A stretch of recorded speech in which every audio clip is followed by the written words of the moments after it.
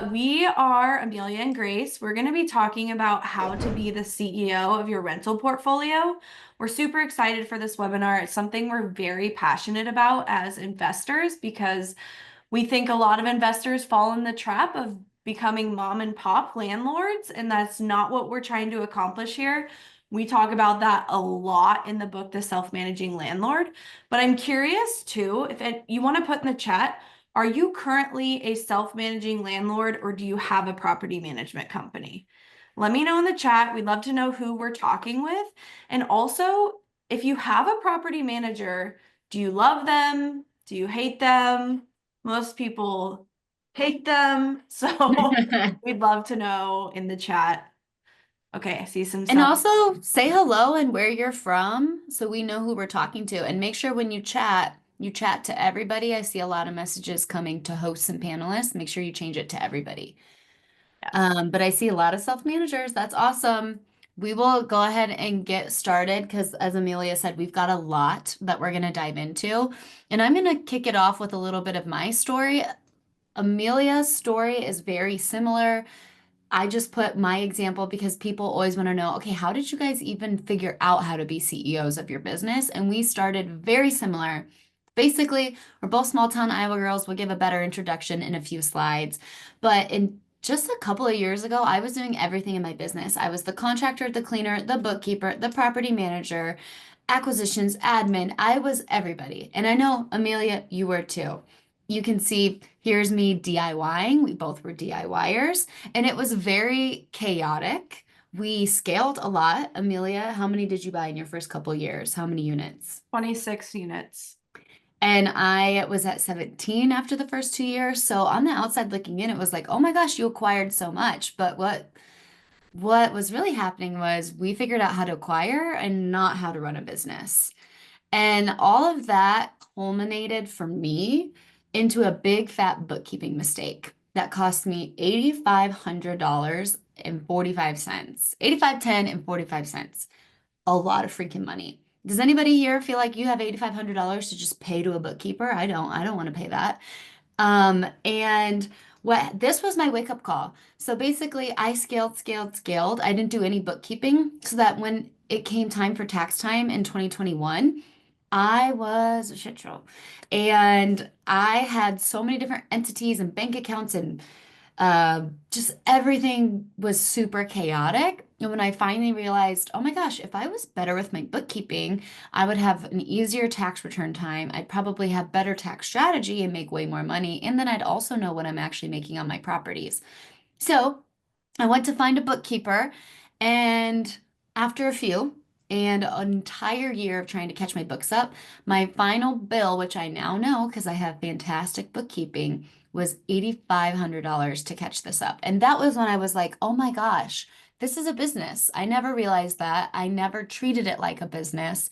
And I have now made so many mistakes. How can I move forward being way more systemized and acting like a true business owner? And now Amelia and I are both co-founders of WIIRE. I'm the CEO of my real estate investment company, Good Morning Investments.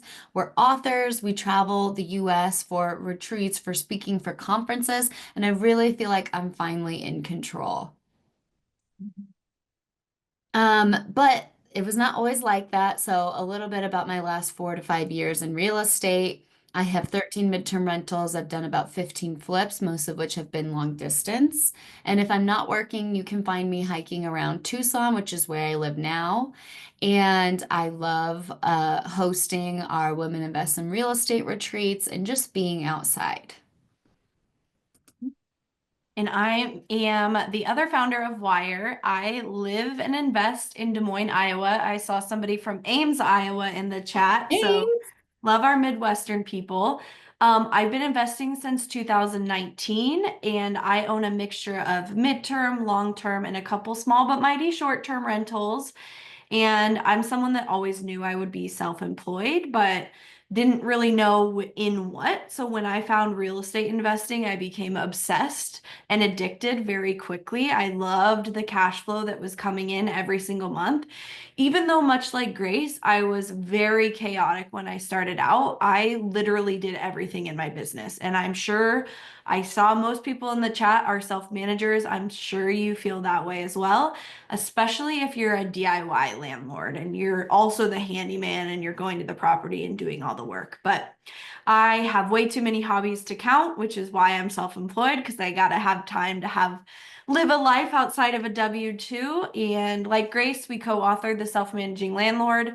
Highly, highly recommend this book. I think we make 10 cents per copy. So I'm not saying it because we're getting rich off this. I'm saying it because it's got way more tactical advice in it than what we're going to cover in the 60-minute presentation. We'll post a link if you want to grab the book and you don't already have it. You can get 10% off.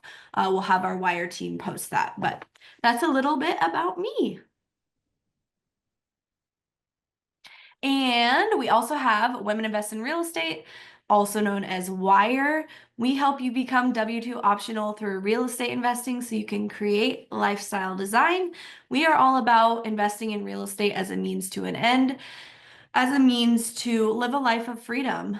We have a podcast. We've hosted 9 sold out retreats now. We need to update that. We also have courses and boot camps, monthly meetups, and so much more. You can check us out on womeninvestinrealestate.com. But today we're going to go over a lot of stuff, and we're going to be going quickly through these slides because we only have an hour with you, as most of you are probably eating lunch. So we're going to talk about the CEO mindset and the traps that investors fall into in regards to that. We're going to talk about SOPs, which are standard operating procedures. We're going to go through quick guides that you need for your business. And then we're going to end it all with having one source of truth where you're getting all of your information for your business. So you're not pulling things from your cell phone and your email and your filing cabinet. You need to have one place where everything is listed. Been very guilty of that. Spoiler alert. Also, any questions, put them in the chat. We'll answer them throughout so that we can make this a little bit more active of a presentation. But chances are all of you started real estate and probably have a mom and pop mindset. And I always say, I love mom and pop I love mom and pop businesses. I don't love mom and pop mindsets. And what does that mean? It means you're relying on memory. Nothing is written down. Case by case decision making leads to non-existent boundaries with your tenants, your contractors, your business partner, anybody. You're doing everything yourself because it's cheaper, and you are always telling people, nobody can do it like I can. Nobody would be able to do it like we can.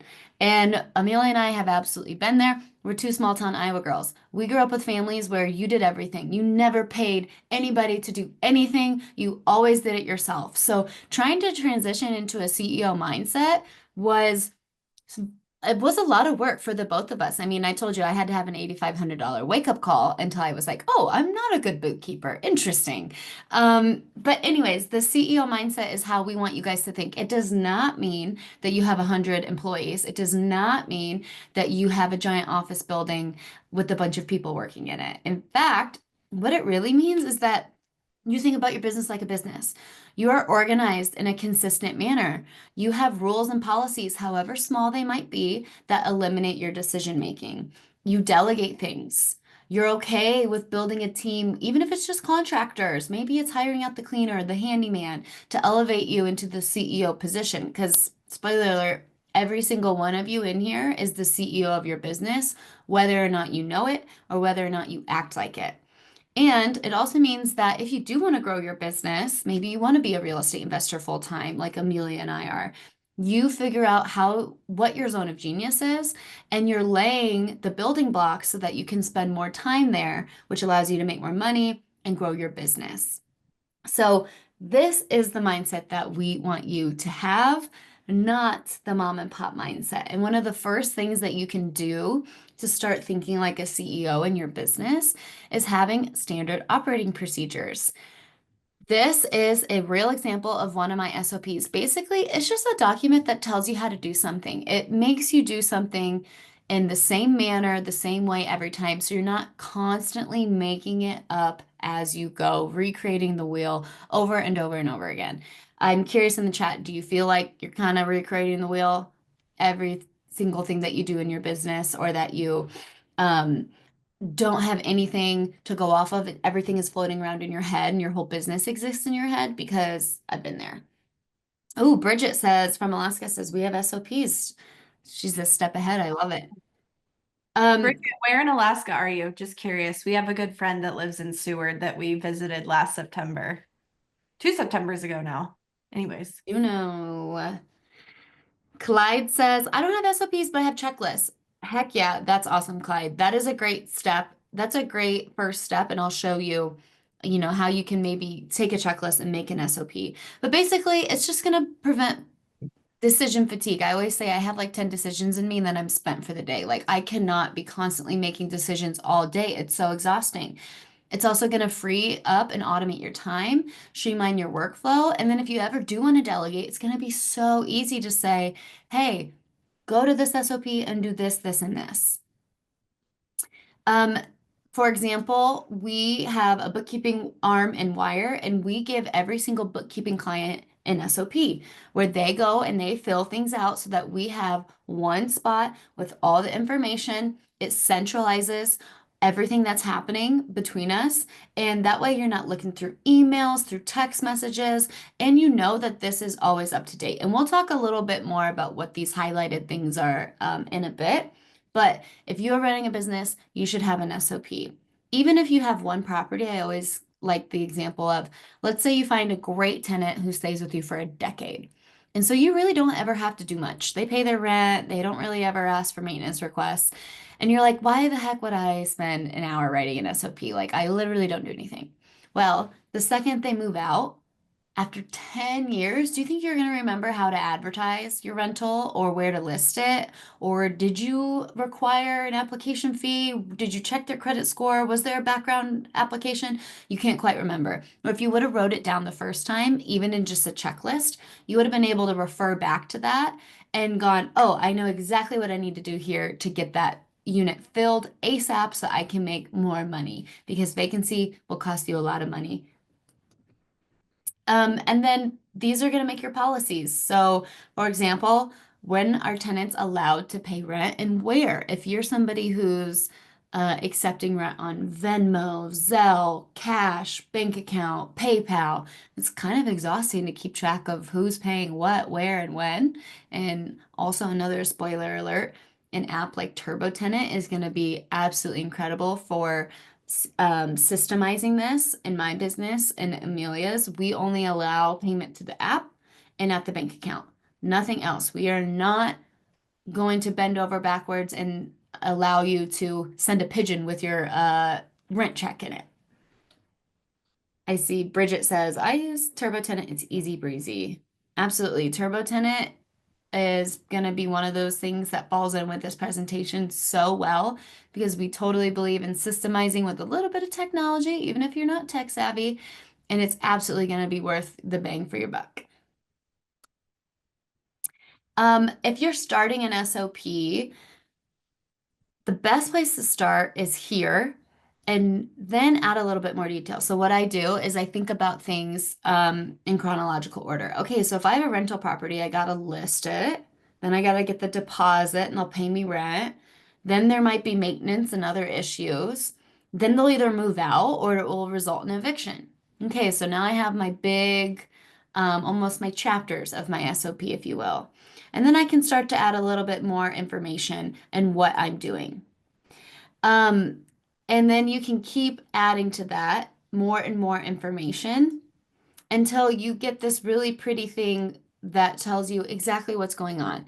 Where if you try to start here and write everything that you're doing in one spot, you're going to get overwhelmed and you're not going to want to be writing any more SOPs in your business. So start here, move to this, and then you can add more information as you go. And that's going to be way easier. I saw a question come through that Oh, asked, will we get slides for future reference? I just wanted to answer that. We're not sending out the slides for this, but you can take screenshots. I believe a recording will be sent out. And if you're specifically looking for like SOP information, we do have an awesome freebie on our website that's an SOP checklist with a template. So we'll post that in the chat as well if you're looking for some of those SOP examples, which I'm sure is what a lot of people are looking for. Mhm. Oh, which is perfect for the best starter SOPs. Let's go through some of these. These are what I would recommend starting with if you don't have any SOPs yet. First is buying a property. Document every step that goes into that, whether it's, obviously submitting the offer, but getting insurance. Grace and I are both super guilty of getting 1 or 2 days before the closing and realizing, oh crap, we forgot to reach out to our insurance agent to get quotes. So getting insurance, making sure all the utilities are set up. Who else has failed to turn the utilities on until 1 or 2 days after close? So go through that whole process. It's also important because buying a property, a lot of people aren't doing that on a monthly basis. So you forget a lot of those steps in between, especially if they're just living in your head. The second is property management, and highly recommend using TurboTenant if you're not already on some sort of a property management software. This can automate so many of your processes, but outside of your software, you also need to be documenting how you're handling things like how do you onboard tenants? What are your requirements for renting? How are you listing a property and where are you listing it at? And what information are you including in the listing? So every time you post a property for rent, you're including all the same information and you're not forgetting to mention whether or not you allow pets, because then you're going to have to field 100 questions that come through asking, can I bring my 7 dogs and 6 cats? Will that be okay? Right? So definitely documenting all of that. And then the third that we recommend is bookkeeping. So what is your process for that? How are you scanning in your receipts? Where are those receipts going? How are you truing up your statements at the end of the month? All those different things. This really will help systemize your business if you can start with those first 3 things. A couple other things to note. When you're creating SOPs, it's easiest to start as a checklist, I would say. That's not on our bullet points, but just start as a simple checklist. Do it when you're going through the task. So next time you're listing a property for rent, have a document out or your pen and a paper and write down exactly what you're doing, and then later go ahead and put it in your Google Drive. These are living, breathing documents that will be changing over time, so you need an easy way to access them. We both use Google Drive. That's where we store all of our SOPs, but OneDrive, any of those different storage places is fine. Practice makes perfect. These aren't going to be perfect the first time that you do them. We don't recommend trying to make them perfect because that's way too overwhelming, and chances are if you think it needs to be perfect, you'll just never start. And make sure once you have started creating SOPs, you use that one SOP as your source of truth. You don't have a bunch of different documents going all over the place, because then it's just going to be chaotic again. You need to have one source of truth that you're always referring to. A couple other hacks: you could record a video of yourself and pay a VA $5 an hour to transcribe it. You can use Scribe AI. There's so many AI tools these days that will create SOPs for you. ChatGPT will even, I would love if you go to ChatGPT right now, not right now during this presentation, but right after, be like, hey, I am getting ready to onboard a new tenant to my single family home. What are some of the things that I need to think about or steps that I need to go through in my SOP?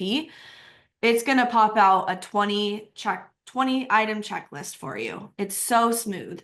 But again, it is AI or it is a VA, so you need to make sure you're double checking that everything is as it should be, because it's your business after all. We have to make sure everything looks good and is on point. Mhm. Oh, please clarify what SOP stands for one more time. Great question. Standard Operating Procedure. It's the fancy way to say, how do you do something in your business? Eventually, you'll have a master SOP list like this with different parts of your business. Maybe it's admin, property management, acquisitions, and you'll start to build out a lot of different things. This might seem overwhelming if you just have two or three rentals, but even if you have two or three rentals, like Amelia mentioned earlier, you should have one for bookkeeping, tax time, management, listing a property. And that will be very, very helpful for keeping everything going in your business and not letting things fall through the cracks. Excuse me, I have really bad allergies today. But also, if you have blank spaces, like you can see in this list, this is my list. Some of them are blank. It's okay. I'm not perfect. I'm still building some of those SOPs. And then you can also add relevant checklists. I'm a big fan of templatizing everything. So it can be one source of truth for everything happen in your business. And David also says, is this a platform or app offered by TurboTenant? And SOP is just, it could be a Word doc, it could be a checklist in a notebook, it could be in your phone app. Or your notes app on your phone. I highly recommend making a Google Doc and rewatching this video for how to build out your first SOP. That will be super helpful. But I also think sometimes, and Ava says you can also upload documents and SOPs into TurboTenant, which is awesome. I wanted to share this because I think some people struggle to be like, okay, so I do all these SOPs, like, how does it actually impact my business? One of the gals in our WIIRE community said, I paid for the buyer's utilities for 3 months when I sold a property because I forgot to turn them off. Where if I would have had a checklist where I went, okay, when I sell a property, I got to turn off utilities, cancel my insurance, store my closing documents. I would have made a lot more money because I didn't have to pay for people's utilities that I wasn't using. So SOPs literally will impact your business and result in a better ROI for you. And you will get addicted to the clarity that they bring. Please don't feel overwhelmed. Start with just a checklist with one and keep building it from there. Okay, we're going to move into quick guides, which are also, these are lifesavers when it comes to your business. Because, at least for me and Grace, I think we naturally lean towards more of the visionaries within our business. We're a little bit chaotic. We definitely like to see the big picture. We're less in the weeds, less in the details. Therefore, things are all over the place, or were in the past.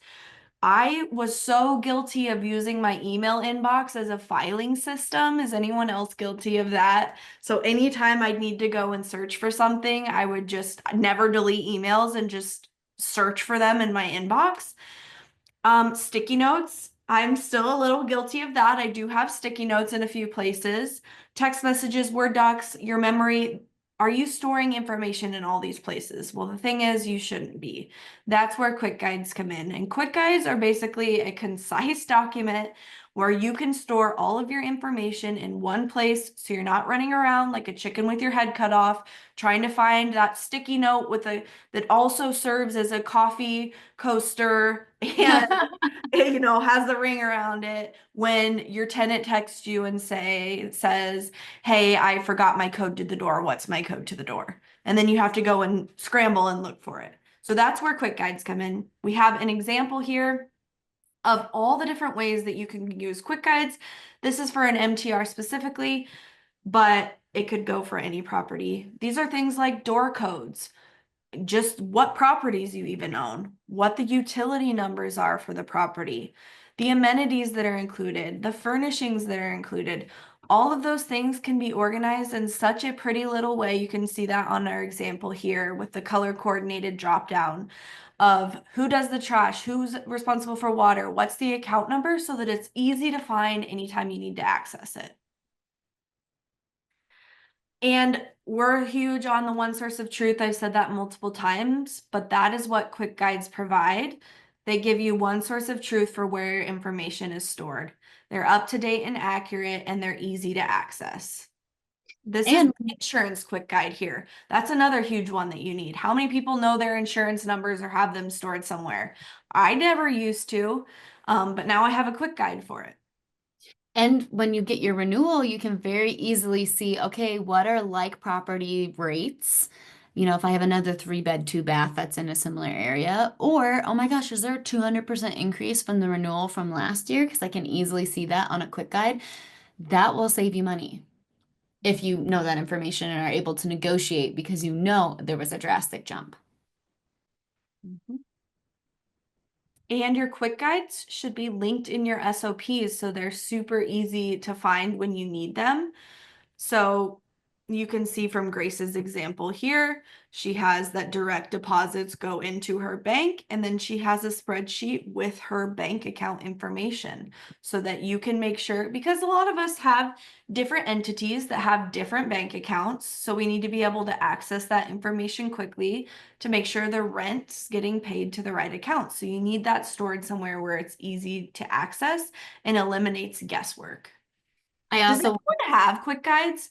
I'm just curious, and I know we have like about 40 people on. Does anyone utilize quick guides, or do you have things on your sticky note with a coffee ring around it? Wow, hopefully some people are answering that. I see somebody asked, what's ACV versus RCV? So ACV stands for actual cash value, aka they're going to insure your house to what it's worth now. If it's a 100-year-old house, that's different than if you rebuilt that exact same house today, which would be replacement cost value. So replacement cost value is going to be way more expensive because you're insuring at today's price of a new build. Hopefully that makes sense. I see Melinda says sticky note queen here. Also, make sure, guys, you're putting it to everybody. We've got a lot of messages coming to hosts and panelists. Nandra says, I have a regular Excel spreadsheet. That's fine. You can, just as long as you're committing to it as a source of truth and it works for your business, that's okay.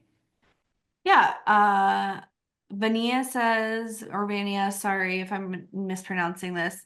When you're talking about quick guides, are you talking about a spreadsheet that helps you organize your process? Yes, it's basically a spreadsheet that organizes all the information that you need in one source of truth, one place.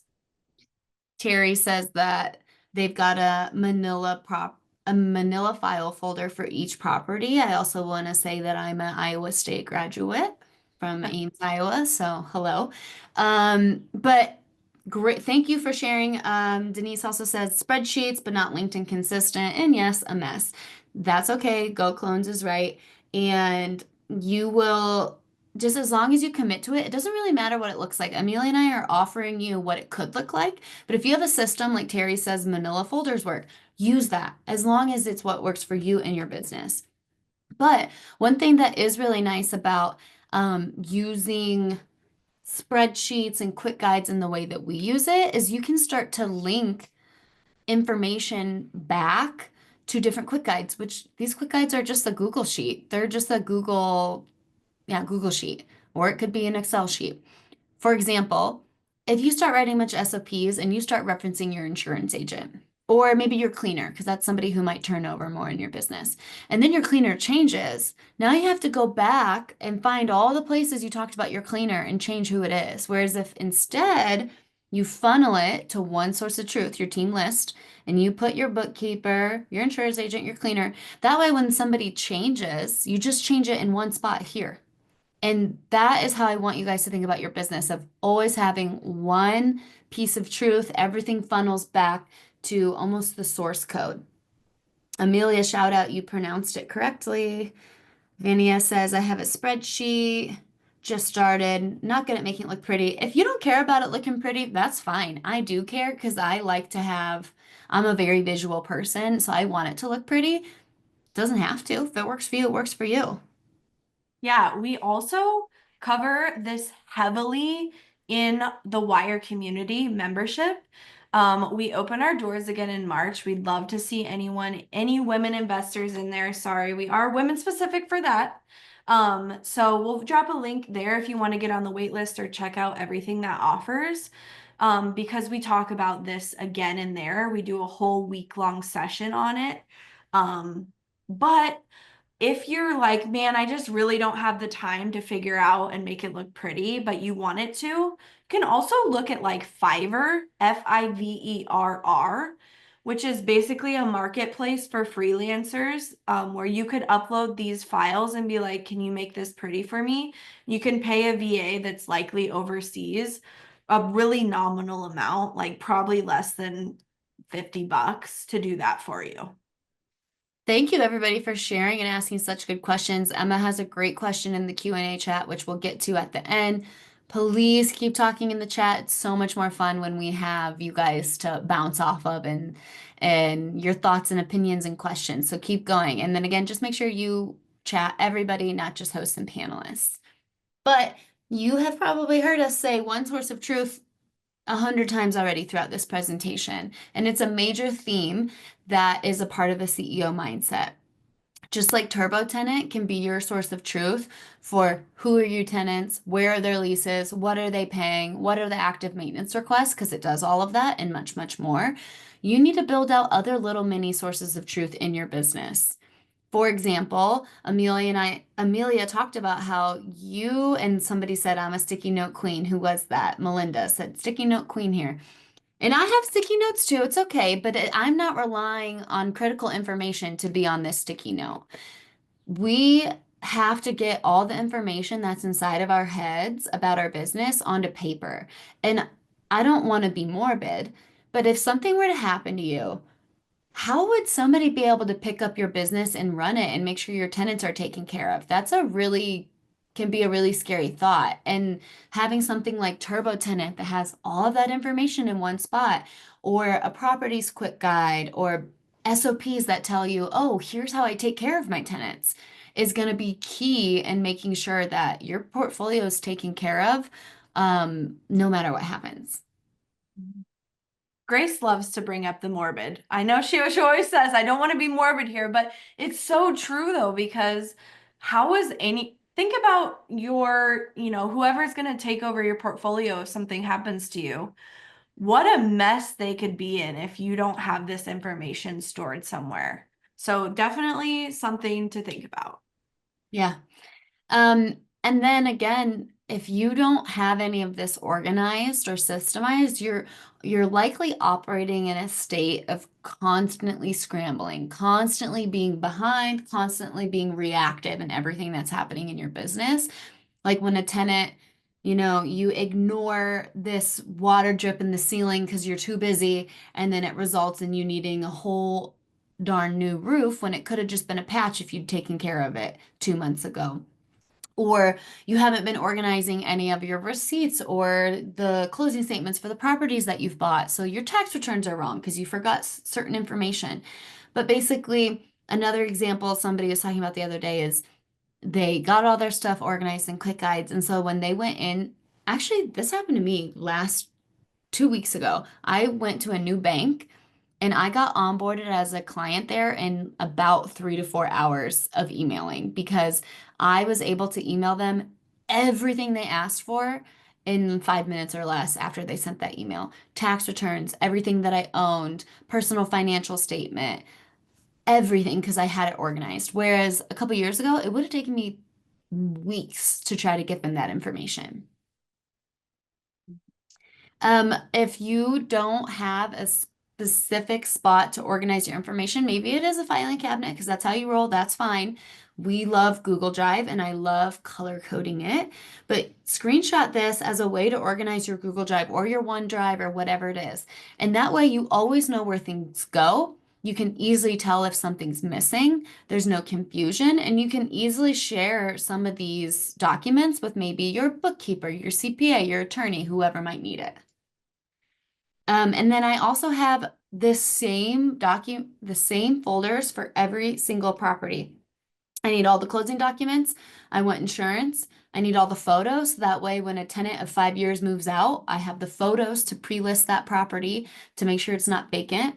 I have anything having to do with rehab, renting it, and then I love a miscellaneous folder. So anything random that you might need. These are the things you need for every single property. I remember when I was all over the place a couple years ago when tax time would roll around and I needed to give a closing statement for property, I'd be the one calling the closing agent from 9 months ago saying, I'm sorry, I never saved the document you emailed me or sent me or mailed me. Can you please send it again?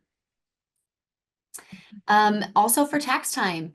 Tax time is not fun for anybody, but we can make it a lot easier on ourselves by doing the right things throughout the year, like collecting W-9s, saving our closing statements in one spot, making sure that when January rolls around and all of our 1098s start to come out and escrow disclosures and summaries, we save them. If you get any notices throughout the year, save them here. Yeah, and you should be taking photos of this if you want, because this is something Grace gets asked all the time is, can I see inside your Google Drive to see exactly how you have it organized? Because she has it so pretty with the color coordinated, but like you can see in her CEO folder, here's everything she has. And then she takes you one step further. Okay, now click on taxes. This is what's in her tax folder. Like it's just laid out so well. And it's easy to copy if you just take a photo and then you just do the exact same thing. I Yep, just love it. I'm like, you get asked this all the time, so take a picture. You can do it too. exactly. Okay, now we're gonna go into a few random, I'd say little hacks. Google profiles. Denise says, love this. Thanks for sharing. You're welcome.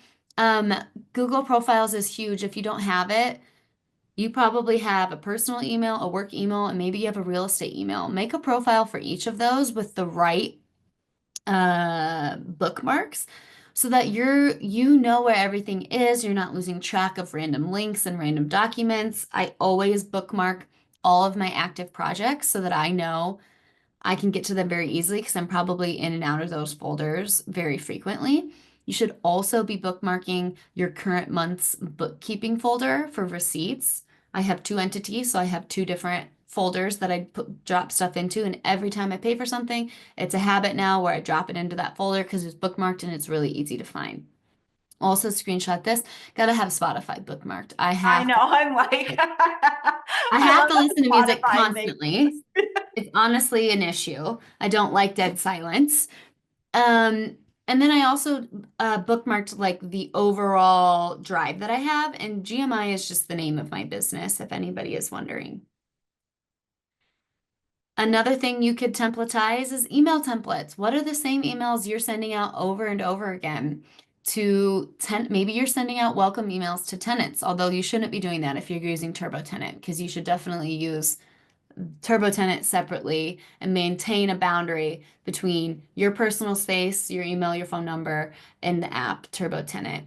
And so that would honestly be the biggest hack I would do. And Amelia and I get asked, what is the number one tech stack piece? It's a good property management software is worth its weight in gold because it's your source of truth for everything happening rental wise in your business. The requests, who's there, the leases, messaging, everything. And the whole reason why we're talking so deeply about these SOPs and really systemizing your business is twofold. One, because nobody else shares this info. Everybody else just shares how to buy a property. And then it's like, okay, I bought a property. And then it's like, okay, you're on your own. Like, you figure it out. And then two is because like I think for so many people, us included, the ultimate goal of buying rentals is for passive income and to be able to eventually, hopefully, quit your full-time job. And to do so, you don't want to buy yourself another job. So you want to automate and have these processes in place so that you have to spend as limited amount of time as possible on your properties every single month while still enjoying all the benefits that owning rental properties brings. Bingo. I'll add that to a slide next time. I was just But like, I just want to throw that out there because it's like these are really important because it allows you to live a life of freedom and not be like chained down to your rental properties. yeah, or like glued to your phone, always waiting for that next text message because you don't have a property management software and they're blowing you up and you have no boundaries. Like Ava says, you want that passive income to be passive as much as it can be. Uh, Vania says, TurboTenant has made things super easy for me. That's awesome. The right property management software will change your life. I had a friend last night just messaged me. He bought a duplex, his first property, and he said, "What's the best free software?" And I said, "Well, I think you're thinking about it wrong. I think you want the best software that's still really low cost, like TurboTenant, that when you get property 3, 4, and 5, you're not having to then move over to a new software that's more powerful. Just pay that 30 or $50 is going to be so worth it in getting your time and energy back. Um, and then I think this might be the last slide. Templatize everything. This is just another example. I always keep like a source copy of things. So whether that's a deal calculator, property walkthrough sheet, a budget. And that way, whenever I'm like, oh, I need to add this to future walkthroughs, I add it to that source sheet. So then when I make future copies of it, it is the most updated version. Stop reinventing the wheel. Take time to make one spreadsheet that you actually reuse over and over again. Maybe take 5 seconds to make it look pretty, and you will be so much more organized because of it. Yeah, tenant communication FAQs, where you type out your responses instead of retyping a welcome message every time you get a new tenant. Deal analysis, all of those things can be templatized. And I just want you to think about, how can I make my business easier and more repeatable so that I'm not constantly making it up as I go. And if you have any questions, you can find us at hello at Women Invest in Real Estate. We have 17 minutes for questions as well. So please, please, please put them in. We always say we'll share everything but our tax returns. You can follow us at WIIRE.community on Instagram. That's WIIRE with 2 I's. If you wanted that freebie Amelia talked about, it's at the bottom, womeninvestinrealestate.com. One sec, my Q&A box is in the way. / SOP templates. And if you need a bookkeeper, we also offer that. Go to womeninvestinrealestate.com / bookkeeper. Yes. Okay.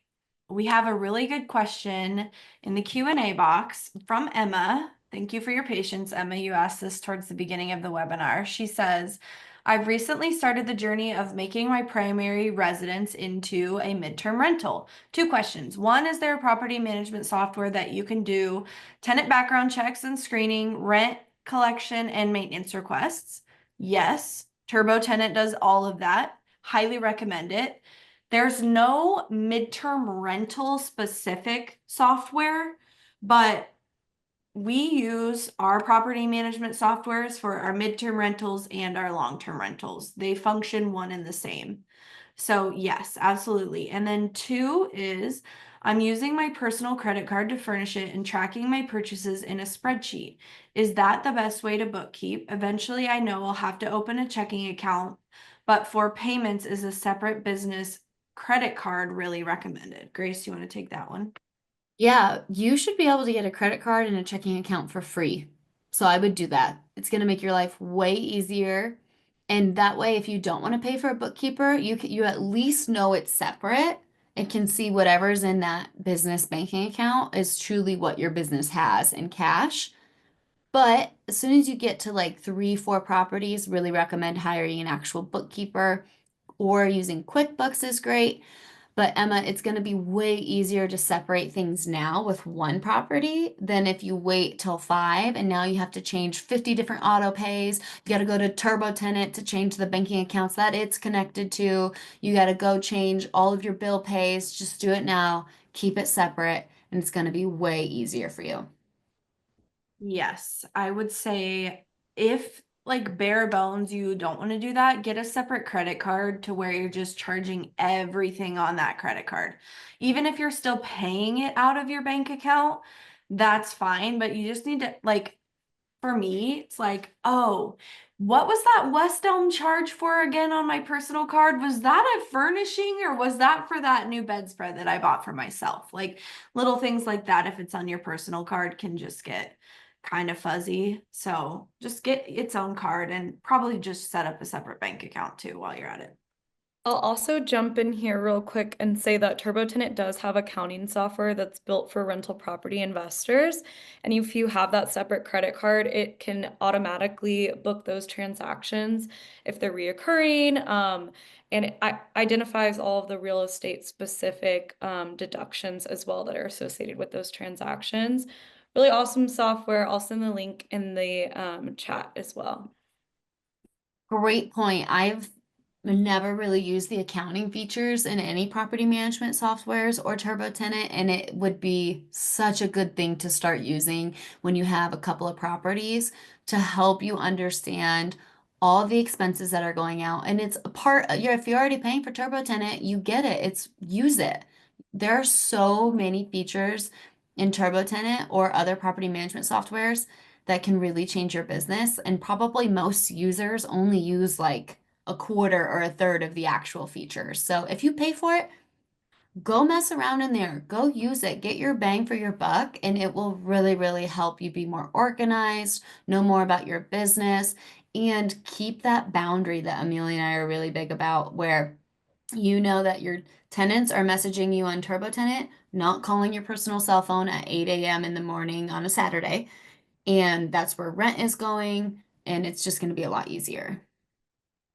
Emma has a follow-up question. She said, how do you handle utilities with your midterm rentals? Do you keep them under your name or make the tenant set that up? It's really uncommon for you to require a tenant to set up the utilities in their name. It's almost unheard of within the industry because most of these tenants are staying from 30 to 90 days. So to have them doing that so often, it wouldn't work. So basically what we do, we keep the utilities in our name, and then we in our lease have a utility limit.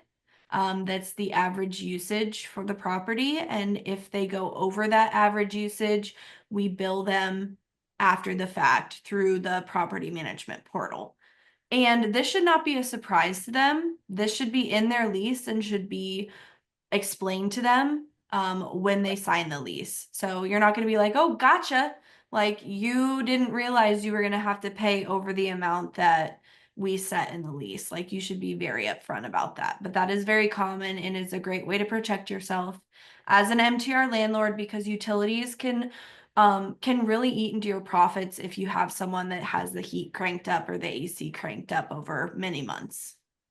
I also want to say I misspoke about TurboTenant accounting software, but Ava said it's an additional cost, but keep an eye out because they're going to be running a tax season promo for 6 months free of accounting at the end of the March, which is huge. That's a really good promo. I didn't know that. Oh, I see we have the all too common LLC question that came through the Q&A box. And first of all, Grace and I are not CPAs and we're not attorneys.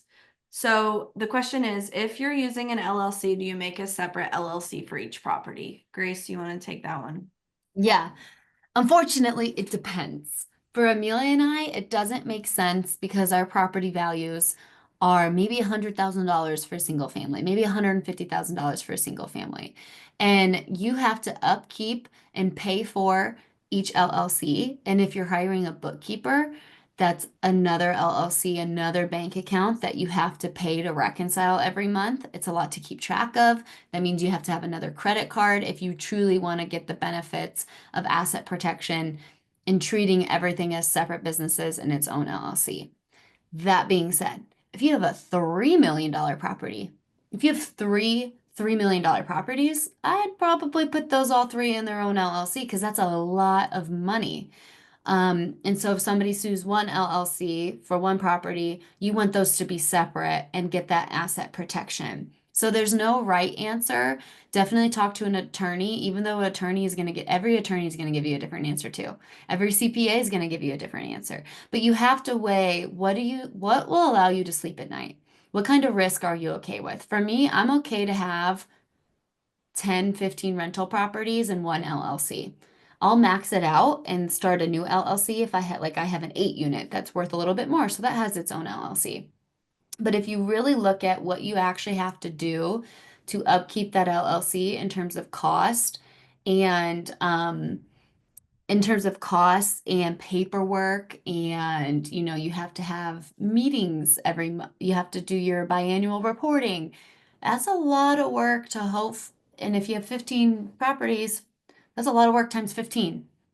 The biggest thing that you can do to protect yourself is to have a really good insurance policy and to be proactive, a proactive landlord. Make sure your properties are in great shape. Make sure you're doing the right thing.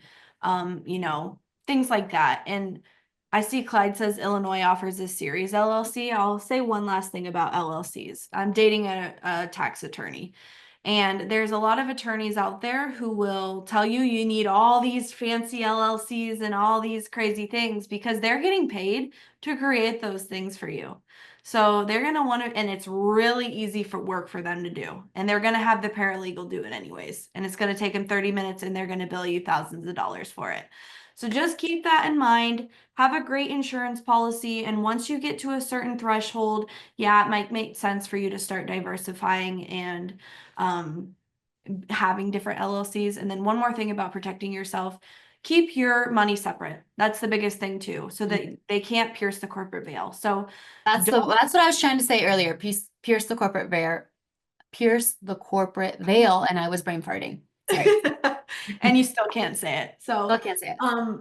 yeah, so make sure you keep your money separate. You're not charging personal things on your credit card when the business or the property is owned in an LLC. That's part of being proactive. And having an umbrella policy. Yes, Bridget, great. Exactly. Exactly. There's lots of ways. For example, a common lawsuit will be a contractor tries to claim that they weren't paid. Well, all you have to do is sign a lien waiver after they get paid every time to prevent them from suing you. How would you remember to do that? Okay, go back to your contractor SOP. It's in your checklist that every time you pay somebody, you send a contractor lien waiver for them to sign that says, hey, I got paid in full. I'm never going to sue you for saying you never paid me. Absolutely. Lots of ways to be proactive other than having different LLCs. Vinia says, right now my husband and I have 3 properties and both have full-time jobs. I am the main point of contact for tenants and my husband does maintenance. What do you do if you go out of town and then have a maintenance request come through? That's a good question. I can take it. I think that even though you're a DIY landlord and your husband is the maintenance person, couple things. One, and I think that as landlords, we fall into this trap is wanting to solve problems immediately every single time when sometimes they just don't need to be solved until you're back from vacation because you're a human being too that deserves time off. And you don't always have to be at your tenant's beck and call every time, something goes wrong. So that's one thing. Obviously, there's other things that warrant immediate attention. But the second is, yeah, I mean, you need to have a backup person, handyman that you can call in case that does come up. And I also try to be proactive if I am going to be out of town or like not able to be contacted. I'll let my tenants know a week ahead of time. I'll send them a message through the property management portal and say, I'm going to be out of town. Please don't contact me unless it's an emergency request. And I set that boundary for them so that they know that even if they do contact me and it's not an emergency request, like I'm not getting back to them until I'm back from vacation or wherever I am.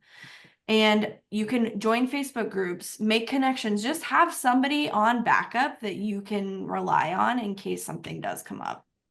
Another thing I would say is, again, it sounds like maybe you don't have a software.